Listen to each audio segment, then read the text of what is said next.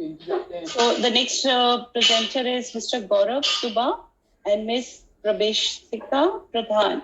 Are they there? Yes, ma'am. Yes. Can we have the presentation, please? Will you be presenting with your slides? Yes, ma'am. Okay, please go ahead. Good morning. Good morning. Good morning, sir.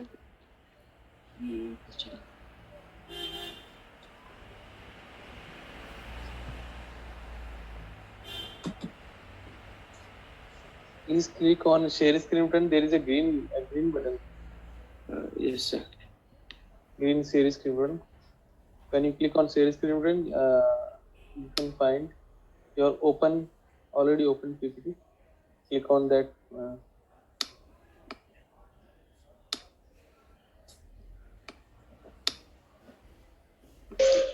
Meanwhile, I request the third presenter, Ms. Devina Singh, to be ready with her presentation. Otherwise, we'll be losing a lot of time in this process. Please, all the presenters, please be ready. We are following the same system as your names are listed in the right. So please, after this, we have Devina Singh.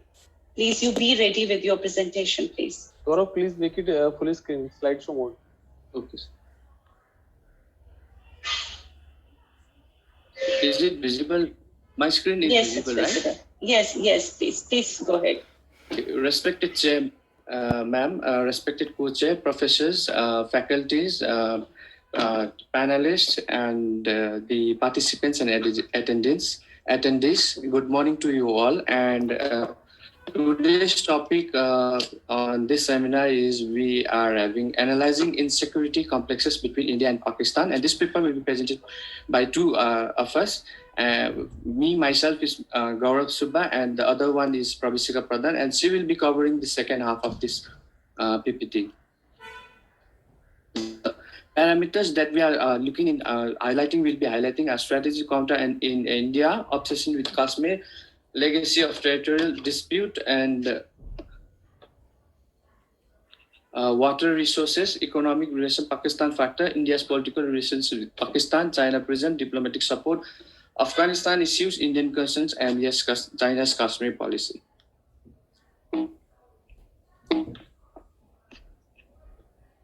So the main theme of this paper is that what are the parameters for the insecurity complexes of relationship between Pakistan and India. The paper examines how Pakistan perceives India and vice versa.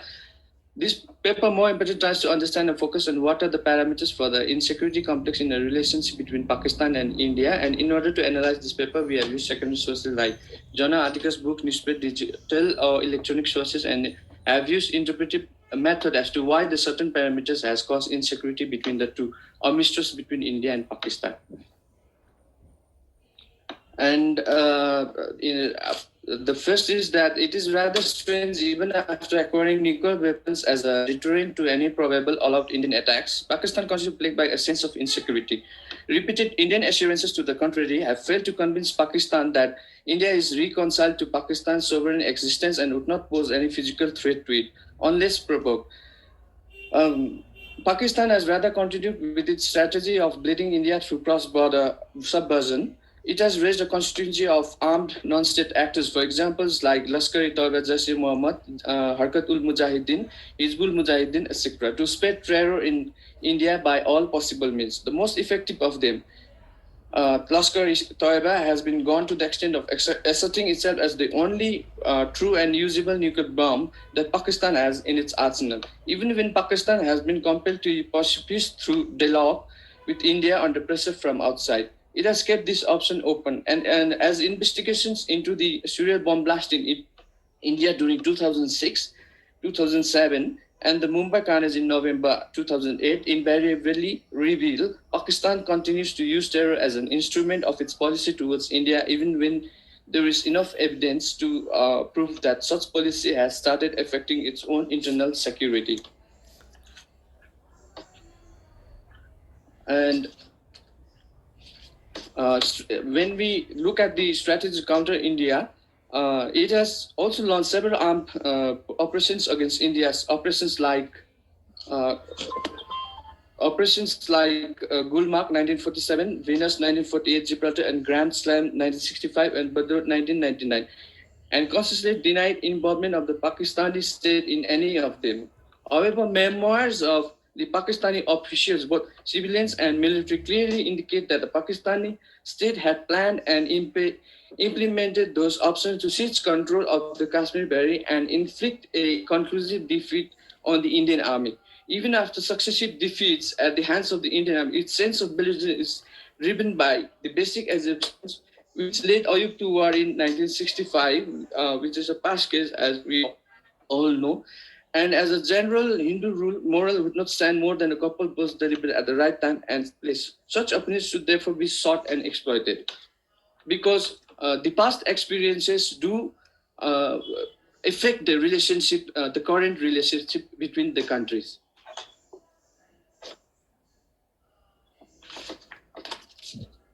Mm. And it was Pakistan's concerns that the Kashmiris might spurn its of non-committal over the issue during the late 1940s. India stands in only when Pakistan's unjustified demands were accorded precedence over Indian concerns by external mediators. Pakistan's refusal to withdraw its troops from the territory under its control basically killed the UN resolutions for plebiscite. Kashmir's went on to affirm their faith in the Indian constitution and adopted democracy in early 1950s. Pakistan continued to interfere with the democratic administration of the state and took a due advantage of political turmoil within the state to strengthen militancy during the mid-1960s and the 1990s. Now, looking at the legacy of territorial dispute, after 3 wars over the territory for the past 2 decades and renowned uprising, the conflict has left 70,000 dead and more, and the migration of more than 20 lakh Kashmiri Hindus from the valley. Another legacy of the painful partition contributing to the durability of conflict is the irreconcilable positions on national identity. When Pakistan, as the home of the Muslims in the continent, repeated itself from the secular, multicultural, multi-religious India based on the two-nation theory. Potential elements of transportation exist, however, within Pakistan become increasingly unable to claim its leadership position from the Ummah, further analyzed below. India is also increasingly challenged by the Asian politics, its own Hindutva parties led by BJP, which confront the modernist Congress party, which currently we can, try to link with the Taliban, Afghanistan, and Pakistan, and of course India. These shifts, although transforming the nature of domestic politics, do not, however, diminish from the continuation of identity-based conflicts between the two states. Regarding water resources, though they not much of a topic, but these things are still working as an element to rupture the relation between the two countries. And yes, these things cannot be ignored. The original idea was to treat water development as a common project that was functional and not political in nature, and to forge an example for Indo-Pakistani cooperation. However, political impediments have often preceded technical debates. Pakistan regularly accuses India, the upper riparian state in the Indus River system, of suppressing the flow of water downstream to Pakistan. India plans of constructing of hydroelectric projects on the river Indus, Kishan Ganga, and Indus tributary, and the completion of the Baglihar Dam on the Chenab River in 2008 are seen by Pakistan as threats to the irrigation and electricity plans of Pakistan and a violation of the Indus Water Treaty. The water crisis in Pakistan is directly linked to relations between India as to the thoughts of the Pakistani side. When we look at the economic relations, we see that the rising debt and economy of Pakistan could in principle find solutions in more trade with an immediate neighbor, especially as economic growth in India ushers in in new possibilities for investments into the subcontinent. India's economic growth, for example, could be a pull factor for economic migrants, including Pakistani ones as well, who contribute to the GDP through considerable remittances. International reconstruction efforts in Afghanistan also have provided new impetus for economic cooperation, with the possibility for engagement of Pakistani manpower in the infrastructure projects funded by India, or of Pakistani companies for procurement. Yet political conflict and mistrust between the two countries to thwart economic opportunities. Not only do the two countries trade more with other than each other, but Pakistan had also until 2010 blocked access of India to the Afghan Transit Agreement, ATA, under the pressure of the religious and traditional security sectors of its establishment. Moreover, the current crisis in Afghanistan is going to impact a lot in the relationship between China, India, and Pakistan. In the economic sphere, India's proactive position stands against Pakistan's defensive and conservative one, despite the objective opportunities that increased trade could specifically bring to Pakistan. Pakistan does not allow India to use the land route for trading with Pakistan, arguing that technical and strategic is connected to transit trade should be resolved first. But whereas when we see the pandemic cases, we should not be bothered about the far distant our countries or the partners, because when someone from a neighbor is affected by this pandemic, the immediate impact will be to the closer ones. So we should try to look at these options.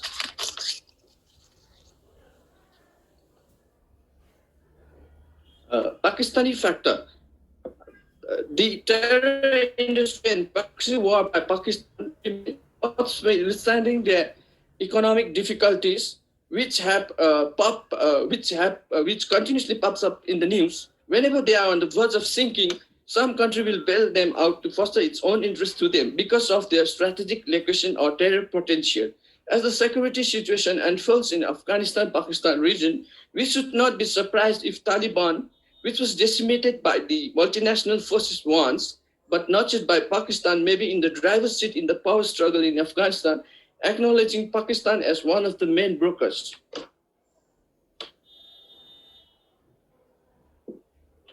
With India's political relations with Pakistan, though India and Pakistan have tried to mend the relationship through various actions, but at the back door, there is always mistrust between the two countries. Like the two South Asian regional powers, India and Pakistan, remains strategic rivals competing for regional influence and engage in contradictory and counterproductive acts. There exists a serious political security conflict between the two South Asian rivals, which pose a hindrance to maintaining close relations for their mutual benefits. And when we look through the prism of China, we see that when we go back there until the late 1950s, Pakistan's relation with China had not entered a takeoff stage. However, October 1962, Pakistan was driven closer to paging the Sino-Indian War, a watershed into Sino-Pakistan relations. With a view to winning Chinese favors, the Pakistani press even started blaming India for the confrontations. Pakistan, under the Burger Agreement, 2nd March 1963, ceded a portion of Azad Kashmir to China. India, though, protested to both China and Pakistan, stating its position that it would not agree to any arrangement or agreements on Indian territory which was under illegal occupation of Pakistan. The Indian government alleged that Pakistan had not given away 2050 square miles, but 11,000 square miles of territory, the data of the survey of Pakistan. This agreement signifies serious strategic implications for India and helped China to have direct access and attack capability of Kashmir by land via the Karakoram Pass and by air via direct Chinese air link to the Gilgit airfield, thereby reinforcing the morale of Pakistan. Also, an official nuclear cooperation agreement signed between the two countries in 1986. It is the agreement that forms the close relationship of nuclear technology transfer between China and Pakistan. This cooperation reached on its peaks in the 1990s, assisted Pakistan in building its nuclear capabilities, where it is a serious threat to the South Asian countries when it comes to security, and when especially a country like India promotes disarmament.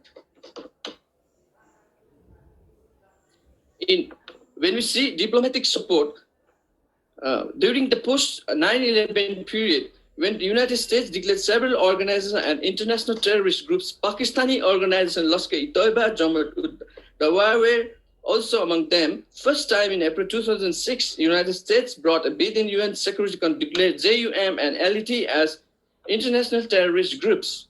But China used its veto power and blocked bids on Pakistan requests. Later again, in May 2007, China blocked Indo-US proposal in United Nations Security Council for putting sanctions on Pakistani-led organization. Please request you to please wind up. Please wind up. 10 minutes are over. Please hurry up. Thank you. So, China always proved that it is time-tested, always a friend of Pakistan, and extend its umbrella to save Pakistan for international community pressure.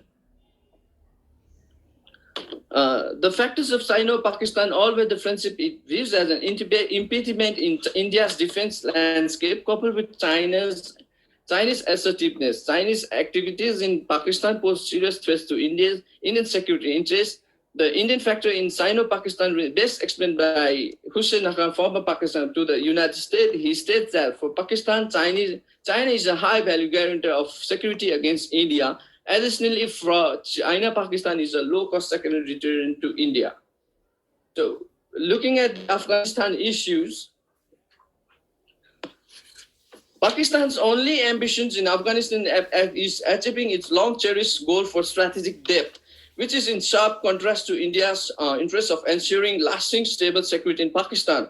Pakistan wants to see an upper puppet regime such as Taliban regime in Afghanistan that would work according to their interests, which might be, quite confusing in today's current affairs. Pakistan believes that if India continues to expand its influence in Afghanistan, then it would derail its prospect of gaining strategic depth in Afghanistan. Strategic depth in Afghanistan would give Pakistan an edge to deter India from two fronts. Also, it would seek to use the state of Afghanistan as launching and training pad for terrorism. So from here on, I hand over the mic and the floor to Ms. Prabhasika Pradhan. So after there is a persistent insecurity in currently, because the Taliban effectively sealed their control over Afghanistan, pouring down into the Kabul, and the government collapsed. Now the dynamics changes out here because moreover, the return of Taliban to power not only bodies ill of ordinary Afghan population, but also threatens the regional and international security architecture. I'll repeat, the regional and international security architecture are threatened. The sole purpose of the United States invasion in Afghanistan was to destroy the terrorist infrastructure that prevailed under the Taliban regime and to restore the human rights that the organization had destroyed in Afghanistan. Further, I want to point out that the return of Taliban has raised speculation that Afghanistan will once again become the nexus of global terrorist organization.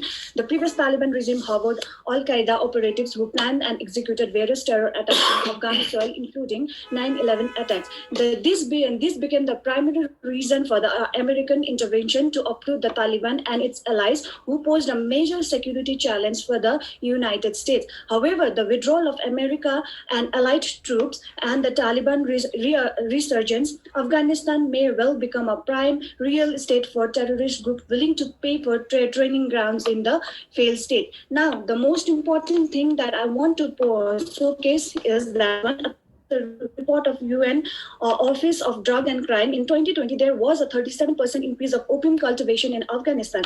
The Taliban had previously used drug as a major revenue model, making trafficking and major part of organization economy. As I can say that Taliban is totally based on drug-based economy. With the Taliban's lack of effective understanding of public administration and policy, the organization had always count on drugs as its fund for its objectives. As per the official report, Taliban earned more than $40 million between 2018 to 2019 from drug trade, according to a special inspector general for Afghanistan reconstruction report.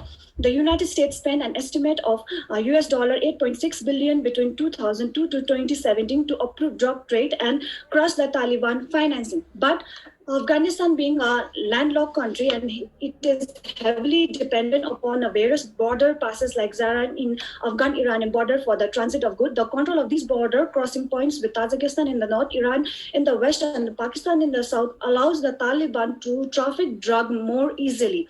With the ever-growing demand of this illicit products, the coming of a supplier like the Taliban will boost the global drug problem, posing a major challenge to a regional nation and rendering them the epicenter for the drug abuse and peddling. Therefore, one could argue that the resurgence of Taliban will have profound implications for the global drug problem. In the era of globalization, an Afghan narco state will not only pose a major challenge for region, but also provide a greater supplies to the lucrative markets in Europe and North America, making it major security issues. And I like to wind up our presentation by saying that with the Taliban reestablishing its rule in Afghanistan, the result in non-traditional security issue will pose major concerns. These issues will not only be restricted to illicit drug trafficking and resurgence of global terrorism, but also includes human migration as well as trafficking and arms smuggling and more. So India and the world major geopolitical power must establish a mechanism to check the rise of these activities for the betterment and the security for all. Thank you. And to conclude in the last, we found is that at first we felt like, in the second stage we felt we know something, and now we have come to a point where we have realized that we know nothing. So instead of answer, we have we are with questions. We are left with questions only like, should these parameters be left to the next generations to resolve, or is it that we should ignore these parameters and try to build a better future for the world, including China, Pakistan, and relations. Thank you all for listening us patiently. Thank you very much for the presentation.